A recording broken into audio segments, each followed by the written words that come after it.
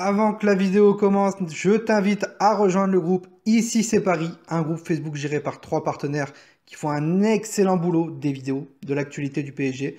Je compte sur toi. Puis le plus important, n'hésite pas à t'abonner, d'activer la cloche pour le soutien de la chaîne et bien sûr liker la vidéo pour le travail fourni. Bonne vidéo à toi!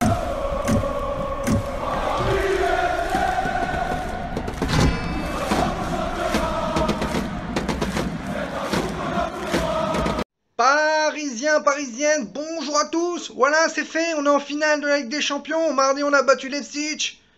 Et on va affronter le grand Bayern de Munich. Mais hier, j'ai regardé le match face à Lyon. J'ai pas vu un grand Bayern. Et je vous dis clairement, il y a possibilité que le Paris Saint-Germain fasse très mal au Bayern de Munich. Il y a possibilité que le Paris Saint-Germain ramène cette coupe aux grandes oreilles à la maison. Voilà, sur la capitale française, voilà, à Paris. Ça nous ferait du bien, ça nous ferait vraiment... on serait le second club français à avoir ce titre. Donc ça pourrait être une possibilité. Et on aimerait, et tous les Parisiens y croient. Tous les Parisiens y croient. Mais attention quand même au grand Bayern de Munich. Hier, c'était un petit Bayern de Munich quand même. Voire un moyen Bayern de Munich. Le match face au Barça que j'avais vu était un gros Bayern de Munich. Et hier, on n'a pas vu ce Bayern de Munich qu'on a vu au Barça. Lyon a posé des difficultés au Bayern. Et on va aller voir lesquelles. Je me référencie sur cette analyse du match face à Lyon, mais aussi le match face au Barça. Donc on va commencer cette analyse au niveau du Bayern de Munich. Alors hier, on a pu remarquer qu'à un moment donné, ça pressait énormément pour récupérer la balle. Et j'ai remarqué qu'au niveau des pressings, ils partent toujours à 2, voire 3 ou 4 joueurs pour récupérer le ballon. Et ça marche énormément. Ils asphyxient le joueur, donc chacun un côté, pour récupérer le ballon. Voilà. Ça a beaucoup marché, surtout sur Cacré. Voilà. Beaucoup d'espace en défense. Voilà, parce que les latéraux montent ou redescendent. Donc ils retrouvent les deux défenseurs. Et comme les deux milieux, il y en a un des deux qui monte et l'autre qui descend, ils se retrouvent à avoir une défense à 3, avec un milieu et 2 défenseurs. Donc possibilité aussi. Au niveau offensif, c'est très rapide. 3 à 4 touches de balle à peu près. Que ça part du défenseur sous le, ça arrive à Alcantara ou Goretzka et directement à l'ailier ou à l'attaquant, ou c'est l'attaquant ou l'ailier. Ça va très vite, très vite. Le milieu de terrain, hier on a vu un gros Goretzka, on a vu un gros Thiago Alcantara aussi. Ils avaient fait contre le Barça, ils étaient très bons. Un peu moins quand même hier.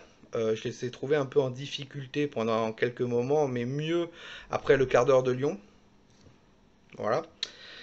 Les latéraux, très rapides, Kimmich, Joshua Kimmich et Alphonso Davies, qui a 18 ans. C'est un Canadien, il est très rapide. Si Mbappé joue sur le côté droit et que Davies joue, j'aimerais bien voir ça. Au niveau vitesse, ils sont très rapides tous les deux. Ça va être pas mal. Les ailiers, ils provoquent énormément. J'ai vu Perisic, Coman, beaucoup provoquer et rentrer dans la surface de réparation au lieu de centrer ou revenir par derrière. Donc attention aussi à ça. Il faudra qu'on ait des latéraux assez solides, Kerrer et Juan Bernat surtout. Coutinho, j'ai vu aussi que Coutinho a fait énormément de mal à la défense lyonnaise hier. Gnabry aussi a fait énormément de mal, mais Coutinho, quand il est rentré avec ses appels de balles, il a fait vraiment très mal. Et je crois qu'il est rentré sur le côté droit à la place de Serge Gnabry, si je dis pas de bêtises, et Coman à gauche à la place de Perisic. Alors attention aux ailiers. Si on arrive à bloquer les ailiers, plus un milieu de terrain en la personne de Thiago Alcantara, Davids qui passe pas, il y a moyen de moyenner. Voilà, ils mettent aussi une grosse pression offensive, que ce soit sur une contre-attaque, ils ne partent pas à 3 joueurs, 2 ou 3 joueurs, ils partent au moins à 4-5 joueurs. Et surtout, j'ai remarqué que dans la surface de réparation, ils sont au moins 3-4, pratiquement bien regroupés. S'il y a un centre, ils sont là. Et il y a une chance sur 4 qu'il y en a un qui récupère le ballon et qui marque. Très intelligent. Ils sont pas mal sur les coups de pied arrêtés aussi. On l'a vu sur le but de Lewandowski. Plusieurs fois où Lopez a fait des arrêts. Donc attention. Faudrait que Paris soit comme dans le match face à Leipzig. Où au niveau coup de pied arrêté, Marquinhos qui a mis son but. Pas mal de dégagements. Vraiment. Et pas faire comme le match face à l'Atalanta. Et surtout aussi, on l'a remarqué sur le premier but de Serge Gnabry, c'est que dès qu'ils ne peuvent pas rentrer dans la surface de réparation, ils tirent. Et Gnabry, je crois qu'il n'est pas rentré dans la surface de réparation sur le premier but, et il tire. Il y en a 3 sur lui, il tire. Et ça marque. Alors attention à ça aussi. Derrière, j'ai marqué les solutions pour le Paris Saint-Germain. Solutions pour le Paris Saint-Germain, parce que hier, Lyon, ils ont mis le Bayern dans la difficulté. Je m'en excuse. Lyon a été meilleur que le Barça pour mettre le Bayern en difficulté. Voilà. Et on connaît Lyon. Lyon joue un peu comme un football italien. On défend et d'un seul coup, on contre-attaque. Mais malheureusement, ils n'ont pas une attaque folle. Aouar qui est pas mal, certes. Depay aussi, mais qui revenait de blessure. Toko Ekambi, c'est pas Mbappé. Dembélé, c'est pas mal aussi. Mais ils n'ont pas été réalistes et ils n'ont pas une bonne finition devant le but malheureusement. Parce que si ils ont cette finition, au premier quart d'heure, logiquement ils mènent 2-0 Lyon. Logiquement. Avec le poteau de Toko Ekambi et Depay qui croise pas assez pour marquer ce but. Voilà. Donc les solutions pour le Paris Saint-Germain, et ce que j'ai remarqué hier aussi face à Lyon, c'est que Lyon jouait en une touche de balle. Beaucoup.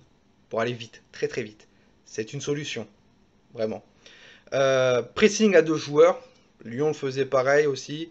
Et ça a beaucoup mis en difficulté, surtout le milieu de terrain du Bayern de Munich. Thiago Alcantara surtout. Il pressait à 2-3 joueurs. Ça peut être pas mal pour la récupération de balles. On compte sur Paredes et Verratti surtout. Utiliser les espaces en défense. Il y a des trous horribles, horribles, horribles. On lance un Mbappé ou un Neymar, il y a moyen de moyenner, comme je le dis.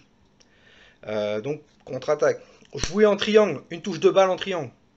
Hop.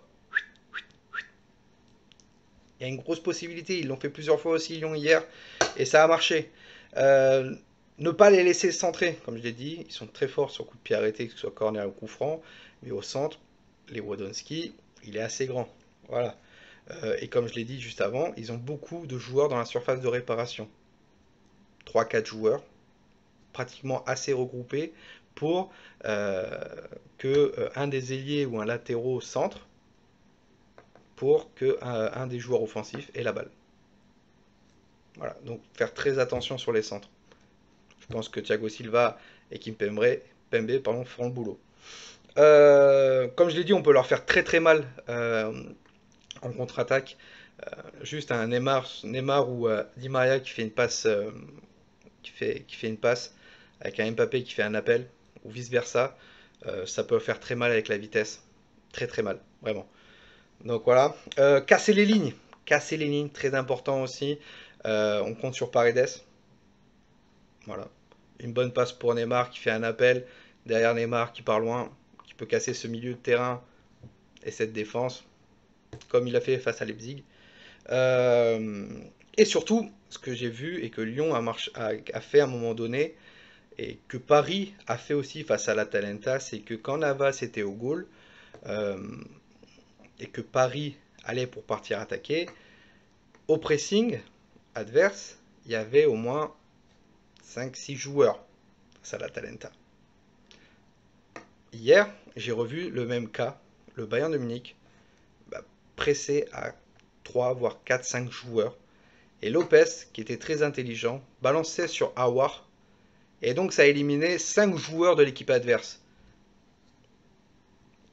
Donc, possibilité aussi de faire ça à nouveau face au Bayern de Munich. Ce qui peut leur mettre très très mal et leur enchaîner derrière avec les espaces qu'on aura sur une contre-attaque. Donc voilà, donc vous, dites-moi ce que vous en pensez du Bayern de Munich, comment ils ont joué hier, faites-moi votre petite analyse en commentaire, dites-moi si c'est possible et s'il y a moyen que le Paris Saint-Germain remporte la Ligue des Champions. J'y crois, je croise les doigts tous les jours, limite je prie pour que le Paris Saint-Germain ramène cette Ligue des Champions, vraiment. Nous on se retrouve prochainement pour une prochaine vidéo, c'était toi nous, ici c'est Paris, et Paris, c'est magique. On est tous des cousins germains, supporters, levez tous vos mains, tous unis dans le parc des princes pour supporter le Paris Saint-Germain.